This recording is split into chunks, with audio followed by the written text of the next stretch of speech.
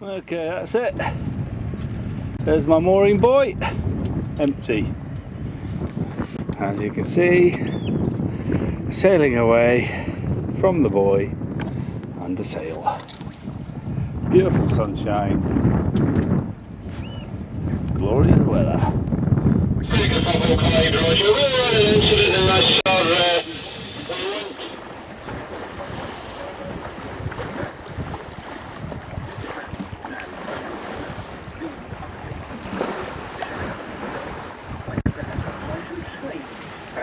But it sounded like the smell of raspberry tastes.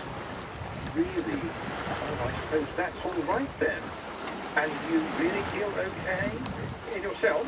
Said Boyce, probing to the dreadful drawback. It had to be there, but Al's exorbit looked happy and full of confidence and vim. A man ready to take what life threw at him and nothing out of the court. Igor was right. Day 2, morning, lovely morning. Very little to no wind as the sun came up this morning. Boat was just flopping around. There's the Mullican tyre. There's Aaron. Lovely sunrise. Over there you got Elsa Craig.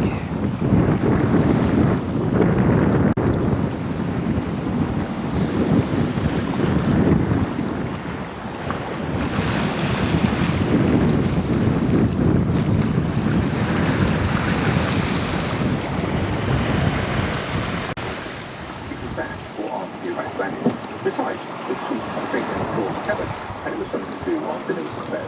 What's this? Yes, offering me a 2 seconds. What's the turn? The doorbell held up a silvery key on a ring. No, there'd be a lot more than that, said Boyce. Where did you find it anyway? She pointed to the big desk. I just touched the side here and... Oh, it didn't do it this time. It took Boyce more than a minute to find the trigger that slid the little door. Shut, it disappeared seamlessly into the grain of the wood. It must be something important, he said, heading down the desk. Well, that's what I call entertainment. Boyce turned. The door of a heavy cupboard stood wide open. Oh, no. What's all that for? You are joking. Well, yes, all right, but it's also so black and leathery to the doorbell. Possibly rubbery too. Yes, rubbery. Definitely rubbery. For all of this here, it's not selling to the doorbell. He must have run out of ideas.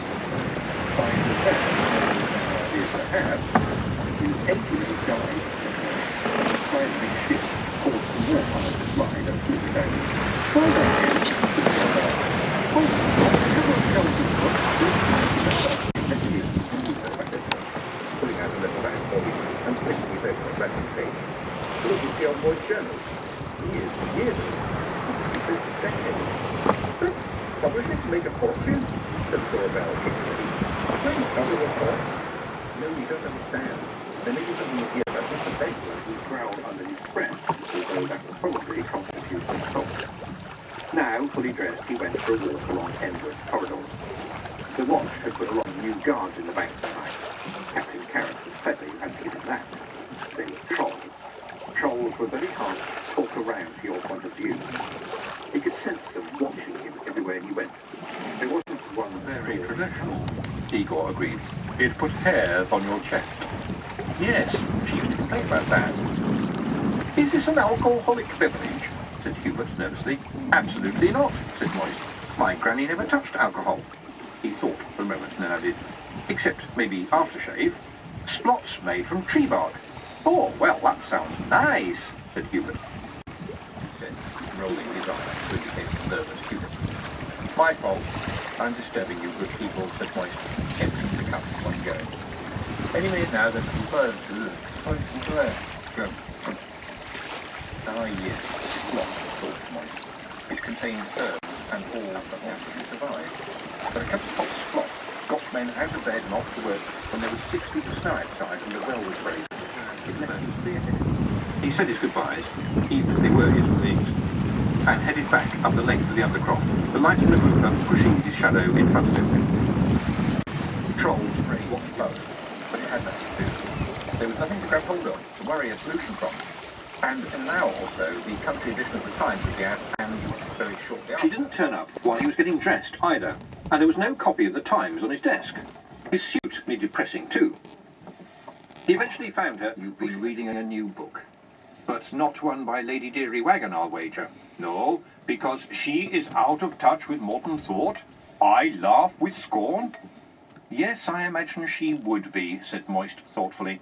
And I expect Miss Dearheart gave you said book. And we start out with the best of intentions, thought Moist. Find 'em out, dig 'em up, make 'em free. But we don't know what we're doing, or what we're doing it to. Gladys, the thing about books... Rick cut his head on the $5 note. I'll go and talk upon the Stippins. This looks like a job for inadvisably applied magic if ever I saw one. And what would the money say? Anything we want it to. Is your purchase really necessary? Perhaps, or why not save me for a rainy day? The possibilities are endless. He usually says goodbye to me, said the printer to ritual amusement. Well, maybe we can make it blow you a kiss as well. My whole life has been a mistake. I believed that true worth lodged in lumps of metal. Much of what I believed is worthless, in fact, but not on the trick of geology, but on the ingenuity of hand and brain. And now, he paused.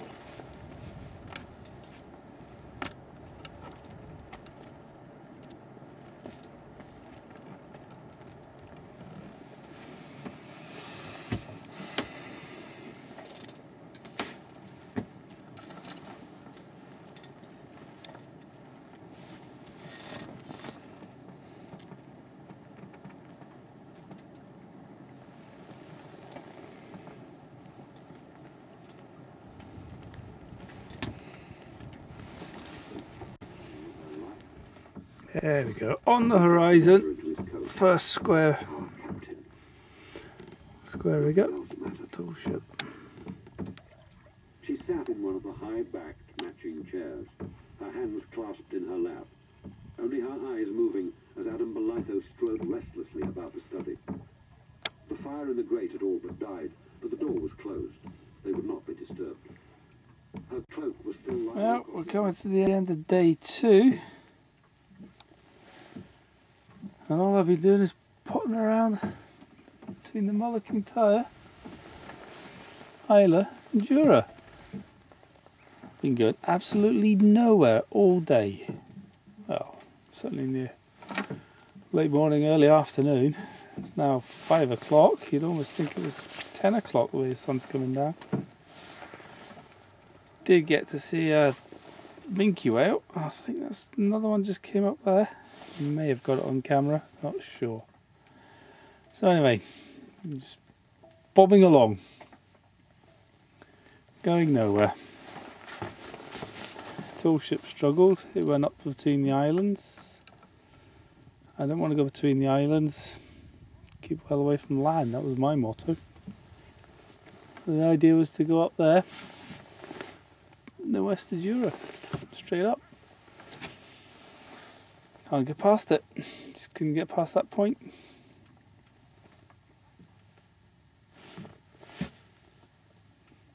Do have an engine. Try not to use it. Didn't even use it when I came off the mooring. So fuel consumption so far for this trip is 0. I'd like to keep it that way. Hey, oh, see? Engine. Not being used. Grr. So instead of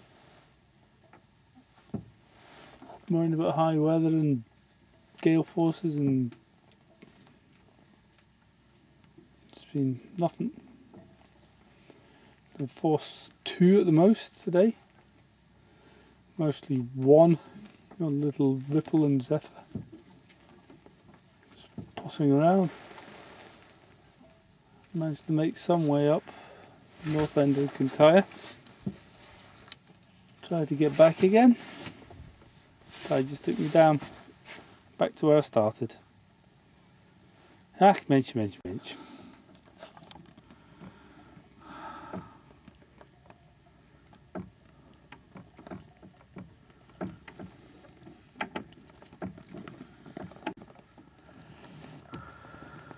Lovely sunset.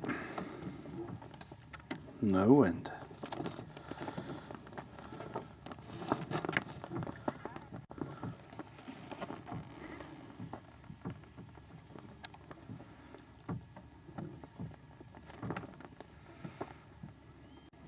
Hi, good morning everybody. This is the 13th of July. Still Isla. Yesterday spent the day sitting between the island of Isla and the Mullican Tyre, going nowhere. So I decided that if there was no wind again this morning, I would sacrifice it and get the engine running. So we got the engine running as Eileen.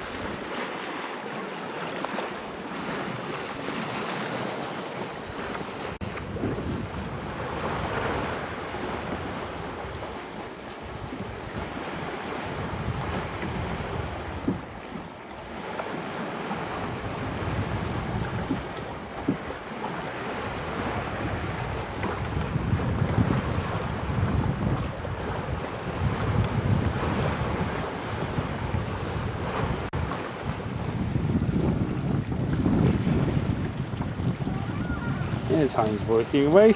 He's lovely quiet.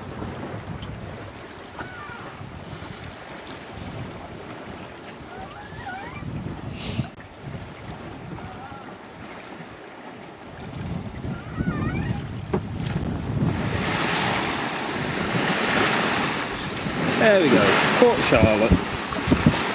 That's one for Marie.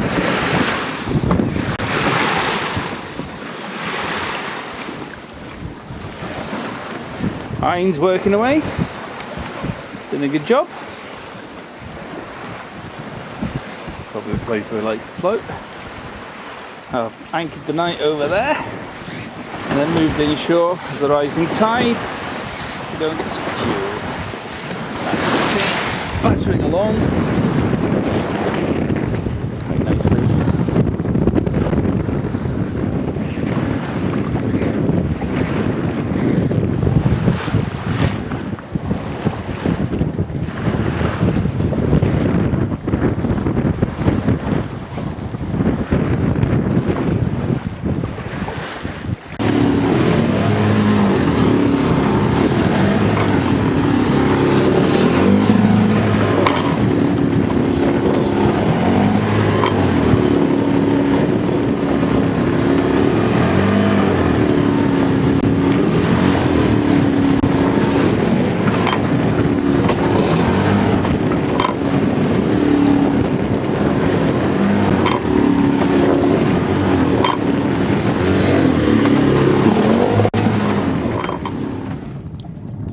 Everything about Lincoln's time is ridiculous.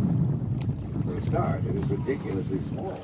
It is barely 1/250th the size of Lincoln.